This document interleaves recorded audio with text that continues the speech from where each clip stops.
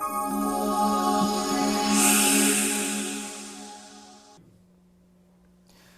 to the American Small Business Institute. Today I'm here with Paul Boomer, Wizard of Ads partner and one of my preferred people. And I'm just going to put that on the record. Yeah. So Paul and I were talking in my office today about different kinds of websites and levels of need and what people should be paying for them. And I said, Paul, we need to do that on camera. So he walked down here with me, and we're doing this for you guys. So tell us about websites and small businesses. So you and I were talking about 3 different websites, and I said, no, Daniel, there are 4 different styles of websites, and it all depends on the size of the business and what you're trying to achieve.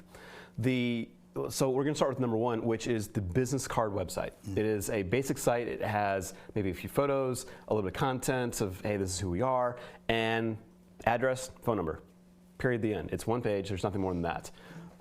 That shouldn't cost you, more than $1,000 a year. That's the limit. If you're paying more than $1,000, you're getting screwed.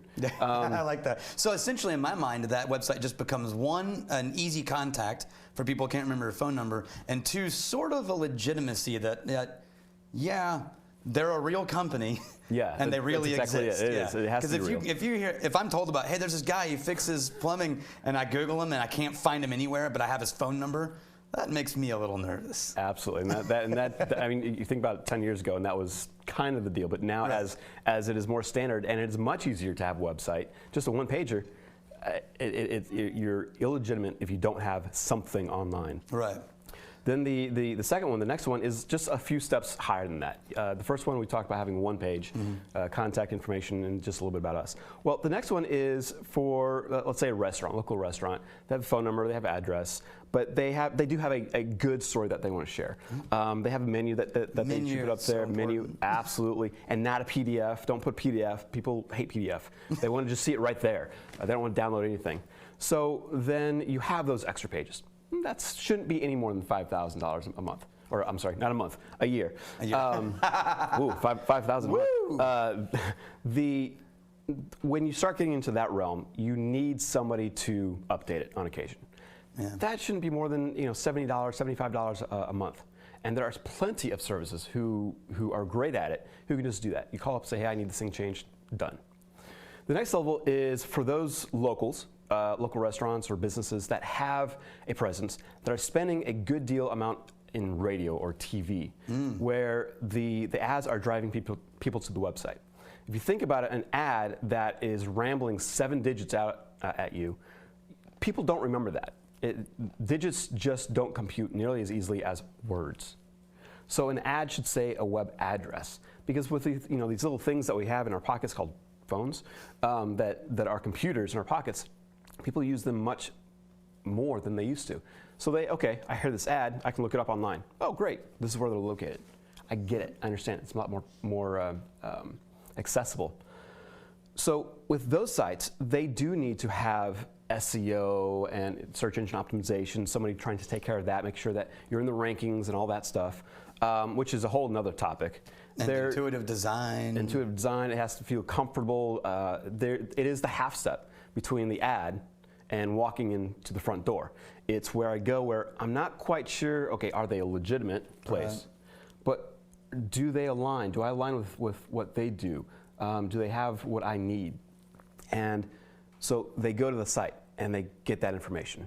Does this business align with what I believe? And yes, so you also get too in there the one thing that we're always talking about, which is if you've left a certain impression in your advertising, whatever advertising that is, then it has to be mirrored when they get to your website to maintain the confidence that they've found the right people in the right place. And that's going to require ongoing website maintenance to make sure that the website is always matching the current marketing. Absolutely, and that's one of the biggest downfalls with a company who doesn't have somebody either on staff or a service to take care of their site, because you hear an offer, let's say on the radio, and you go to the site and you see, okay, wait, I just heard something about a $99 drain cleaning. Right. And then they're talking about some water treatment on the homepage, and you're going, wait, there's a disconnect. Yeah. And that kills confidence.